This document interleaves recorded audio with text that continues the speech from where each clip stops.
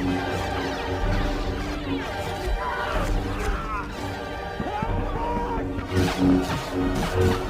that ass thing.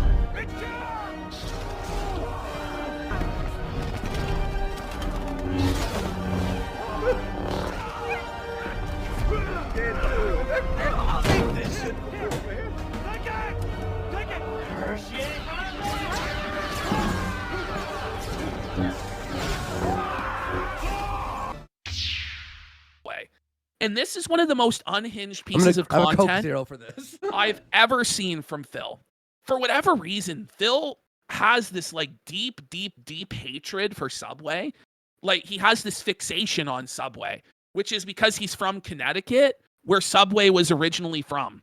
So Phil believes that because he's from Bridgeport, Connecticut, where Subway first began, that he's like a sandwich OG. Like he's a sandwich gangsta who has like a special insight into submarine sandwiches because he's from Bridgeport, Connecticut. And he went to when it was called Pete Subs, which is a lie, which we're going to get into when he makes this claim. It's a total lie, which he was called out on. And then he melted down about it today and tried to justify his lies. But it's just crazy to me because this is what distinguishes Phil from just a regular type of liar, like a bullshitter, right? I just straight up stole this from Kiwi Farms, I'm pretty sure, right? Good, that's fine. Phil is a compulsive liar. What this shows is that Phil has a compulsion to lie. He must lie about everything and anything. He doesn't lie to save his ass or to avoid punishment. He does do that. That's when most people lie, right? When they're in a tough spot and they're trying to cover their ass. Phil lies to lie. And I don't know what it is, if he feels like he's getting one over on people by fooling them, and he feels like a manipulator or some sort of a genius, or if it's to make himself feel special, or what it is. But he is a compulsive liar because there's no reason to lie about going to a sub shop as a kid. There's no reason. But it's to him, it's like this, like, oh, I have this hidden esoteric sandwich knowledge because I went to it when it was called Pete Subs. And so it makes him feel special and it feeds into his narcissism. It's unhinged. It's crazy. Okay, and we're gonna, Ashton did a whole lot of digging up on Pete Subs and the history of Subway for this segment. So, oh man, and this one's a long one, guys. There might be some chunks that we'll skip because it's we're gonna probably go to 1.5 or 2 times speed at a certain point, unless. But I have a lot to talk about with this one. Hello, everyone. I haven't seen this. I'm very excited. I just heard about it. So here we go. DSP here, and welcome back to another episode of DSP Tries It. No way. Devour. This intro It's so cringe. It's so fucking. Oh man. Devour.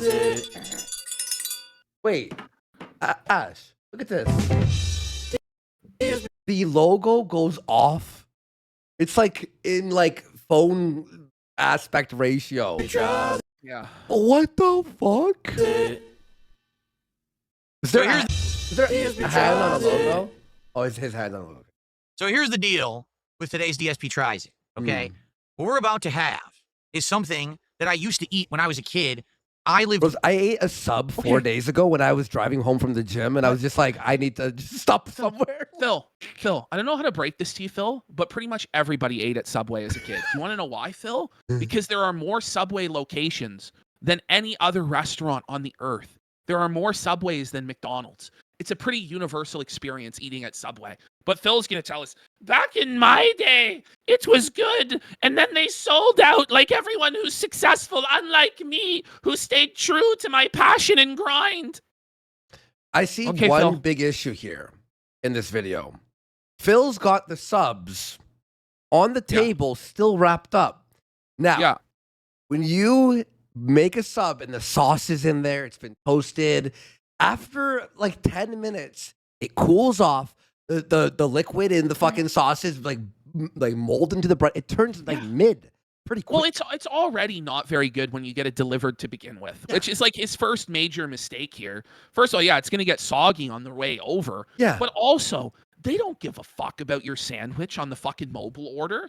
They have people right in front of them, which is why, Phil, if you're going to get Subway, Go to Subway and make sure they make the sandwich properly in front of you. Yeah. But Phil orders in the middle of fucking lunch rush or fucking dinner rush and expects to get perfect subs when these motherfuckers are in the shit. 6, 7, 8 people lined up through the fucking door. They hate their lives being paid minimum wage. But Phil is going to nitpick every single fucking instance of anything that he finds wrong, like the big time Karen bitch that he is, as though he would actually be able to manage it properly.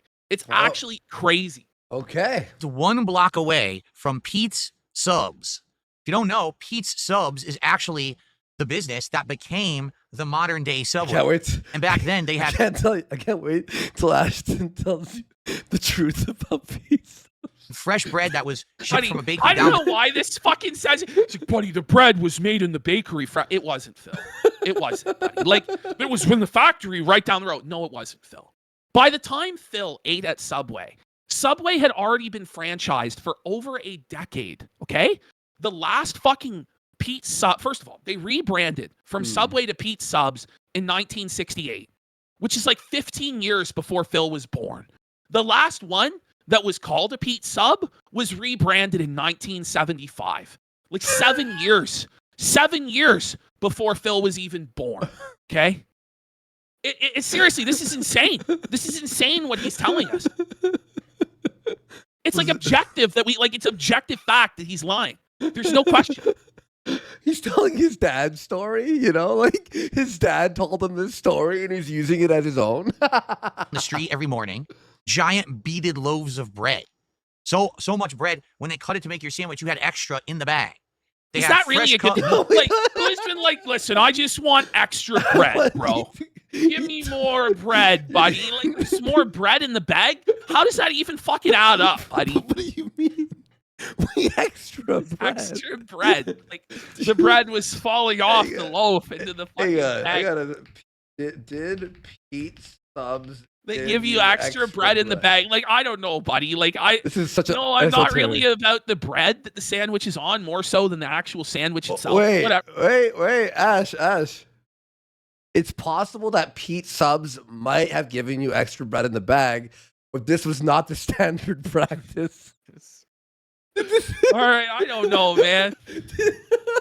Wait, no, Ash. Did he search, trivia for Pete's Subs? I think so, bro. Like, I think he was Googling, researching it, and then told all of this fucking bullshit that it was not his actual experience. But it's like that he's like this special person because he experienced Pete's Subs, and so therefore his opinion on sandwiches is more valid than other people. This is the same sort of motherfucker that would lie on the playground about how his dad worked for Nintendo and that you could catch fucking Mewtwo under the bridge in Pokemon Yellow. Like, this is the same sort of shit. It's crazy how we have that story you just said, or those two instances is universal for everyone. Some guy worked at Nintendo, his dad worked for Nintendo, and then some guy, the Mewtwo, was like, oh, you do this, or you do this, all this bullshit. Yeah. They had fresh chopped vegetables. Everything was done in front of you. It was absolutely amazing. And I used to go every Saturday morning. My dad and I would walk. Phil, you are aware that they do everything in front of you at Subway still, right? Yeah. Like, has he really not left his house in 40 years? Is this what we're meant to believe? Yeah. But he claims every Saturday he and his dad went to Pete's Subs, which was not in existence at that time. But okay. How can we get lunch at Subway and bring it home? Big foot-long subs of tuna for my mom. You know how he says, you always say that he has an old soul?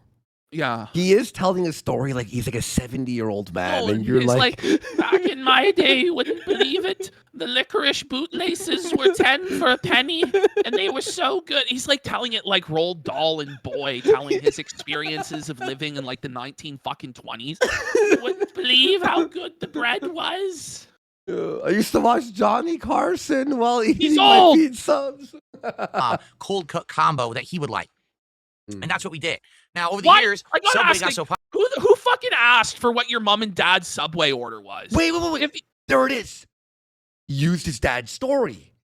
Yeah. Because that's why his mom and dad, he knew the story, but he's just adding himself into the story. Yeah. That's crazy. Popular. They blew up. They franchised out. They expanded. And as they did that, their quality dramatically. Oh, yeah. It's always the mom and pop. Yeah. No, it's like, it was a mom and pop business, but as they expanded, Phil, there was already hundreds of Subway locations in the 80s when you ate there, Phil. It was already a massive franchised operation, Phil.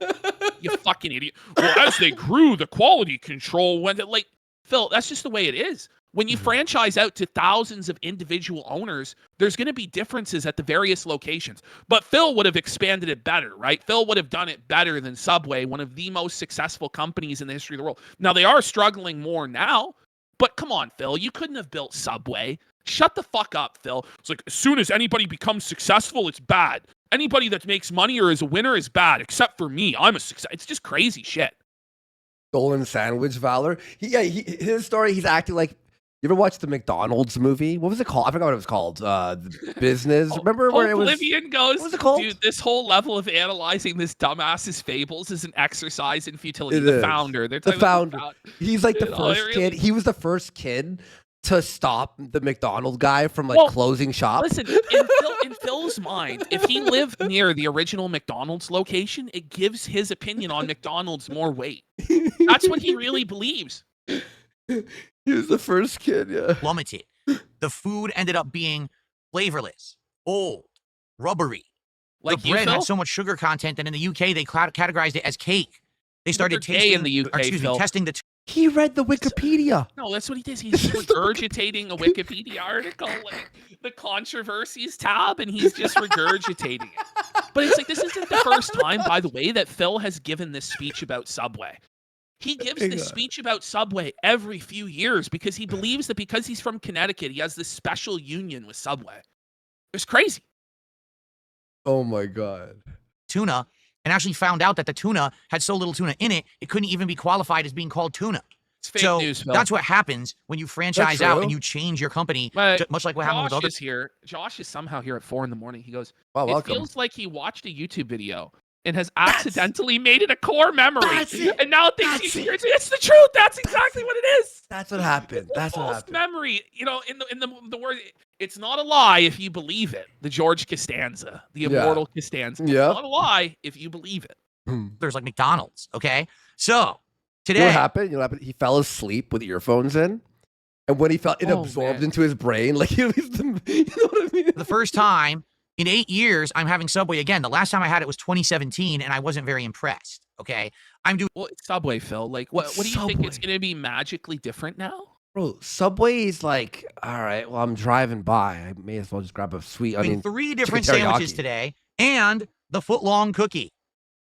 So what we have here is a tuna with lettuce, tomato, and pickles, American cheese. They're cold already. Everything's done. Everything's shit. On white. Everything is shit. It's soggy. Salt and pepper. Get ready. This is what my mom for how used he to does get. the bread. Oh my God. Okay, Phil. Go ahead. Back in Phil. the day, we're gonna see if their tuna in 2025 is any good. I've also got 2 others, but they didn't label them. How nice of them to put nice color-coded stickers, but then not write what they are on there. This is such a pathetic fucking complaint, buddy. They were busy. They were busy, Phil. How dare they not label each and every sub for me? I'm an important person. I'm a king. How about you just open them and find out what they fucking are, Phil? You fucking princess. Holy. This guy's a piece of shit. No idea. I mean, great work there. They did do it on the tuna. See? But they failed to write on the other 2. One of these. Yeah, and by the way, Phil, you failed to use an actual plate. You're eating off a paper plate, Phil. So, do hot honey chicken, which is supposed to have double Monterey Jack cheese. People pay for this shit? This is disgusting. People pay for it. You paid for it, Phil. Yeah. I didn't pay for it. You paid for it, you idiot. He is such a... It's revolting. You know what? I've had it with this shit. Ladies and gentlemen, I've been doing DSP Tries It for 15 years. This abomination, this abortion of American cuisine, this is officially the worst thing I've ever eaten on DSP Tries It. This is absolutely disgusting. It's uncooked, dry, not chocolate chip like I ordered. It's not Oreo filling. It's like stretchy paste, coffee, toothpaste. It tastes awful. It looks awful. And you want to know the worst part? This is $7. $7. That's it? Okay.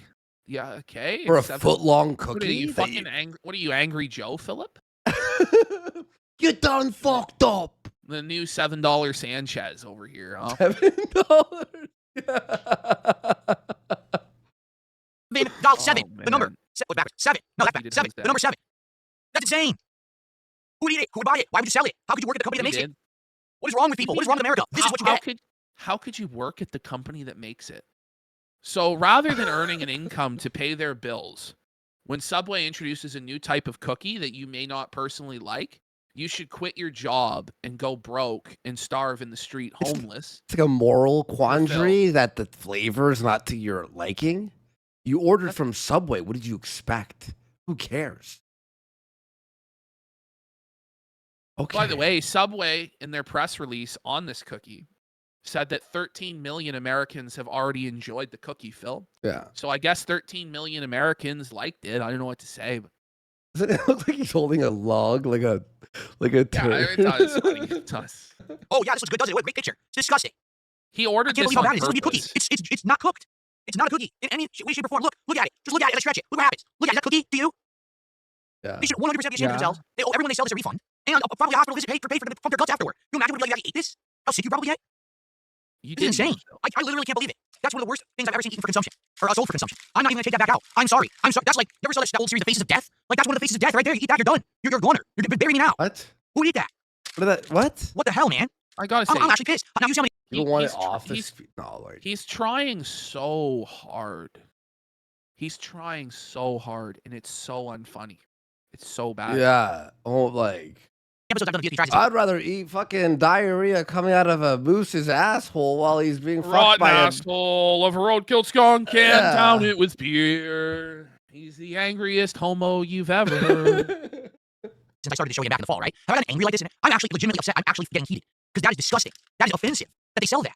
And the funny part is, do you really think it's clean? Do you really think this is fresh? No, you know that the Subway's probably fucking terrible. All the ingredients are old. This is probably outdated dough. Sir, this is Subway, not like on a farm where you're fucking buying, like, you know, it's like a baker's. Oh, it's a farmer's market. The freshest produce in the whole fucking world. They literally open a bag for the tomatoes. Okay? How would this cookie be fresh exactly, Phil? There's like an old lady, like... It's a fucking Oreo, Phil. There's an old lady churning the butter to like churning the Oreo batter.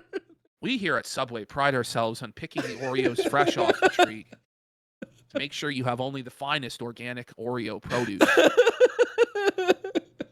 They're free-range Oreos, don't you know? They're grass-fed Oreos. Yeah, grass-fed Oreo. Oh, nasty. Not even fit for a dog. I wouldn't give this to my dog unless I was trying to put it down. The Oreo tree. Dogs can't have chocolate, Phil, you idiot. How would they be fresh Oreos?